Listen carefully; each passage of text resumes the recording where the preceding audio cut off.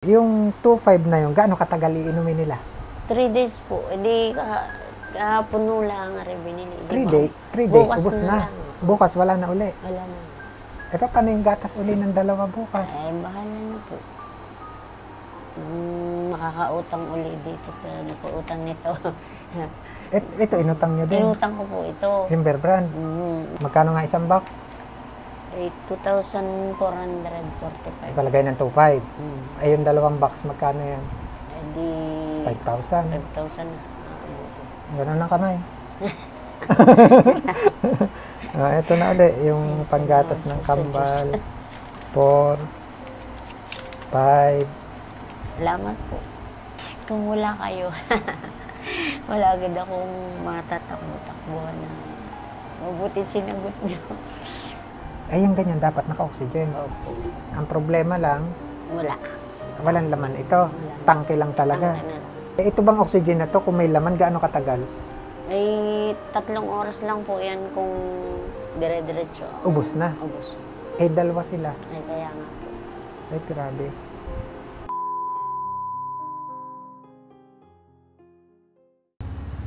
Nandito na ulit tayo sa bahay na ospital. Lagyan ko kayo mic, ha? Yan. Nandito na tayo sa bahay na ospital. Paano po bang masasabing bahay yan? Dalawa, oh. Kamusta na sila? Para naman nung nilagyan niya ako ng gamot, ginamot niya. Parang yung kanyang way ng panggagamot. Ginamot ng parang albularyo, ganun. Po. Ay, parang nung nagkalma, kumalma naman. Yun nga lang, hindi pa nawawala yung kanilang ubo. Si, ano nga pangalan? Jaire po. Si Jaire, tsaka si Jiro. Jiro. Yan, pareho 16 years old. Eh, kumusta? Nabilihan nyo na ng gatas? Oo, sige po. Iikot na ano na po yung isa. Dahil hinahaloan pa, hinahaloan. Ay, nahanawaan nyo na talaga. Hinahalo ko muna po. Sayang naman yan. Tsaka hindi. Wala na rin ibibili. Ay, dalawa. Sorry. Dalawa na.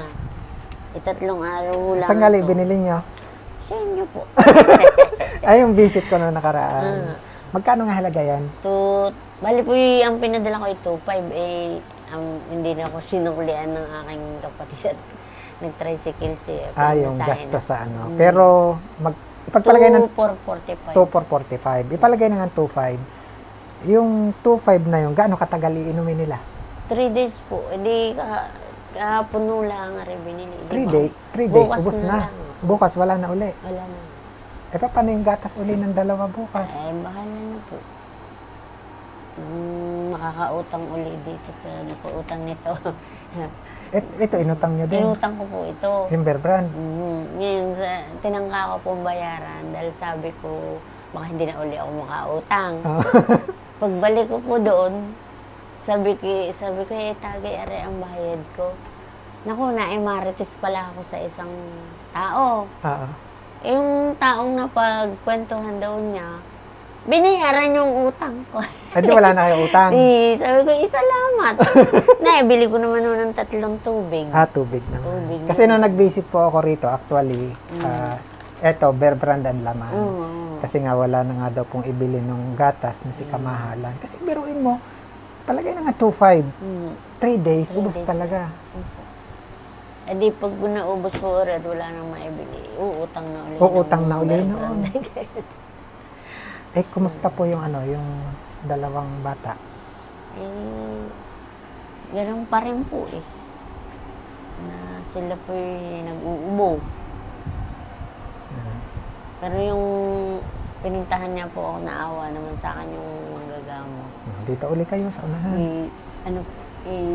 Parang kumalma naman po. Kumalma naman. Nilalagyan niya ng tapal at saka yung langis. Ginagamot niya po. Kasi again, sila po'y kambal, kambal yan sila. Pareho yung sitwasyon, naka-NGT. Ito, butas to eh. Butas po dun sa kanilang leeg. Parehong-pareho po sila ng kalagayan. Ano nga ulit ang tawag sa sakit nila? progressive myoclonic epilepsy. Epilepsy. Tapos, sabi nyo nga, may with cerebral palsy pa. Opo. Saka yan nga pong may pneumonia. Hindi pa ho nagagamot. Hindi pa po naaalis eh. Sila po talaga, makatira-tira sa ospital eh. Kaya nga, sabi nyo nga, di ba, kalalabas nyo lang. Kaya po pinalabas ay dahil nga makamahawa pa doon. Gano'n nga kayo katagal sa ospital? Magtatatlong buwan po. Sa ICU? Biro nyo yun, magtatatlong buwan sa ICU.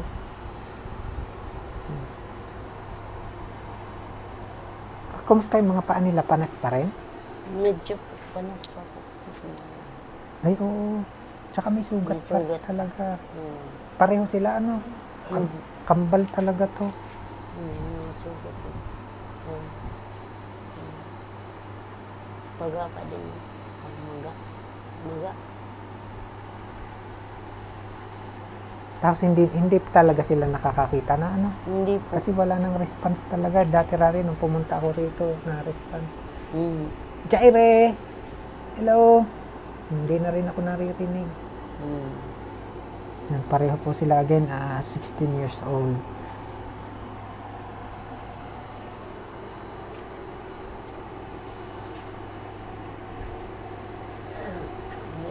Nakatulog. Kahit kakapainom ko lang po ng gatas. Tapos ulit si nanay, yan? Polio, Yun po yung ang epekto ng kanyang kamay na yan, hindi niya talaga magamit. Nakakahawak naman, ganun lang. Aalalayan din yung isa.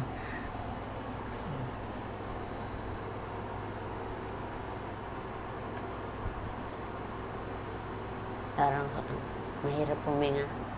Wala naman akong oxygen na maiilagay. Kaya nagtitiis ang anak ko na ganyan. Yung sitwasyon na to, nahihirapang huminga yan. Dahil sa ilong po. Oo nga, halata eh. Kasi tamo yung bibig niya. Parang doon humihinga sa bibig. Dito sa ano. Yung ganyan, dapat naka-oxygen. Opo. Ang problema lang, walang laman ito. Tangke lang talaga. Tangke na lang. Kasi sa gatas pa lang talaga, pero gatas pa lang po na yan, 2,500, good for 3 days. Gatas pa lang, ang laki na. Yaman na, gatas pa lang, kayamanan na. Sa 10 box na ganyan, 25,000. Isang kukuha rin. Paano pag ganyan walang oxygen? Tiis talaga. Tiis po. Tsaka sinasaksyon ko po. Para lumuwag-luwag. Yun lang po ang pinakatulong. Ito bang oxygen na to, kung may laman, gaano katagal? 3 oras lang po yan kung dire-diretso. Ubus na? Ubus. Dalawa sila? Kaya nga po. Grabe. Gaano na nga sila katagal na may sakit? Mag-aapat na pong taon. Mag-aapat na taon na? Kambal pa talaga, Hanggang kailan na lang ang gatas nila? Hanggang bukas na lang po siguro, sa umaga. Tapos kinabukasan, wala na ulit. Wala na po. Magkano nga isang box? 2,445. Palagay ng 2,500. Yung dalawang box, magkano yan? 5,000. 5,000 na. Ganun ang kamay. Ito na ulit, yung panggatas ng kambal. 1, 2, 3, 4, 5. May putal pa. May pamasahe. Salamat po. Kung wala kayo, wala agad akong matatakbo-takbuhan na mabuti sinagot niyo yung message ko na sabi ko yung kahit panggatas man lang.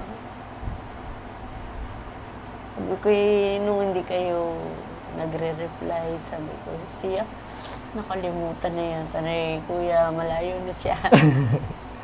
Dahil nakikita po nasa ano na kayo. Sa Laguna. Malayo na. Sabi ko siya, malayo na si kuya. Paano yan? Hindi naman matatawag-tawagan niya. Dahil pag nag-chat po ako, ang lumalabas yung welcome. Yung automatic yun. Sabi ko siya, wala pala akong kausap. Nagkakataon lang talaga.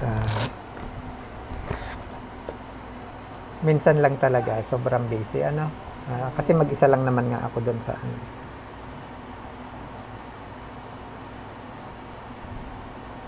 Kaya wag mawawala ng pag-asa. Kasi ang ibig sabihin niyan, kaya marami nagmamahal. Salamat po sa inyo. Kaya huwag susuko. Hindi naman po nasa loob. Kung minsan lang po. At palibasa tao lang naman po napapagod rin. Yun. Minsan po nakakaisip na sabi ko wala nang pag-asa pero tuloy pa rin po para sa akin. Dahil kumbaga po wala naman po akong karapatan na kumbaga hindi ako ang may hawak po sa buhay natin. Kundi siya lang po. Kaya naasa pa rin po ako sa kanila. Sa milagro. Wala namang imposible, ano. Sabi mo nga 4 na taon na. Pero nananatili, nandyan sila. Ibig sabihin, may purpose si God. Kaya hanggang ngayon, kasama mo pa rin Kaya sila. nga po, sabi po nung magagamot, kung gusto na ni Lord na magkagano na, wala sila dito. Siguro nga may purpose. Ang mahalaga kasama ko pa rin sila.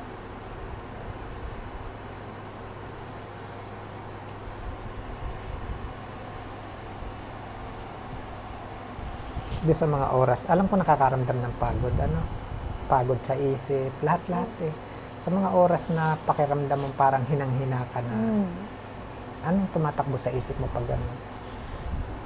Wala po. Ano lang po ako na sana po bigyan pa niya ako ng mahabang pasensya.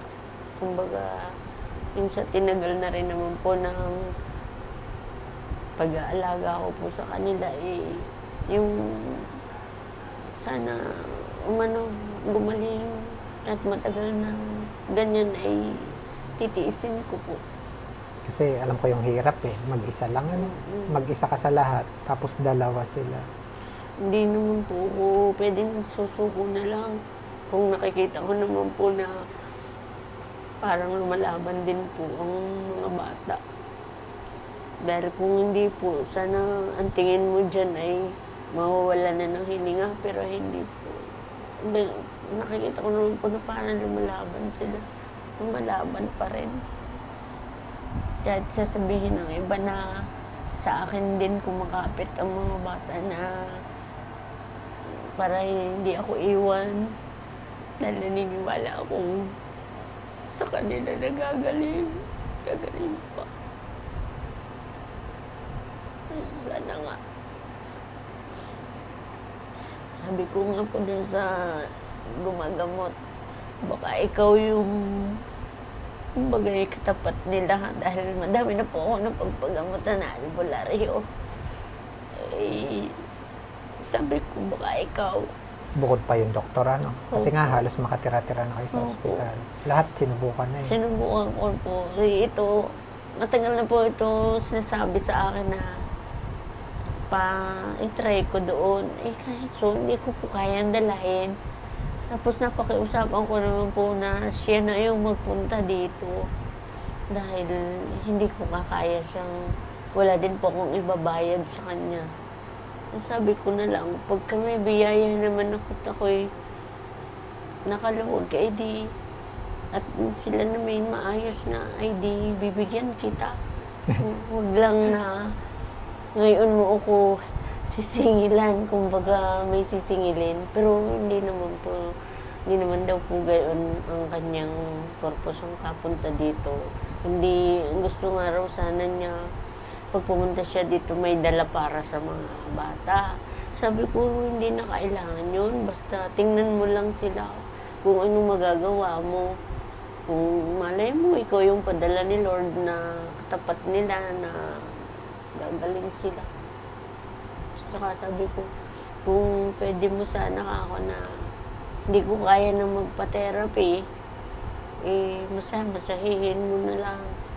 At baka sakali. Dahil po yung magte-therapy na nagala po dito sa amin, pag wala pong pera, hindi na po niya binalikan eh. Di ibig sabihin lang, ayun yun na walang pera. Thank you tayo sa nagbigay. Opo.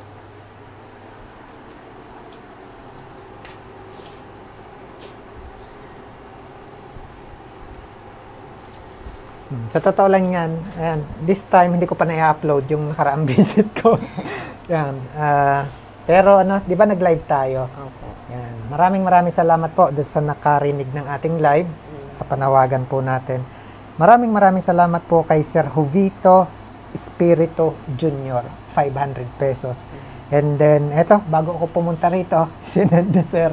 Ang bilis din ang response ni Sir. Sir, maraming salamat kay Sir Felipe Baligod, 5,000 pesos. Thank you. Nung napanood ni Sir yung live, ayan, si Sir Jovito, at saka ito, si Sir Felipe Baligod. Nag-message agad si Sir sa akin. Tinanong ni Sir, ano daw yung kailangan ng mga bata. Kaya again, kay Sir, salamat. maraming salamat po. Talagang napakalaking tulong. Ano po, doon sa kalagayan po nila. At muli sa mga nais po magpaabot ng tulong kung kayo magsesend para kina Jaire and Jiro, huwag niyong kalimutan lagyan ng isang maigsing message na for Kambal. Yun po para alam ko kung may matanggap ako ay para sa kanila. At unang-unay kay God, maraming salamat. And again, Sir, maraming pong salamat. Hindi pa ako makauwi. Bakit? May nagpahabol. Nagpadala si God. Kaya sabihin ko na lang daw from God. Yan kay Sir, maraming salamat. Salamat po. Palis na po ako eh. Nag-check ako ng account ng message. May humabol ulit. Again kay Sir, maraming salamat. God bless po.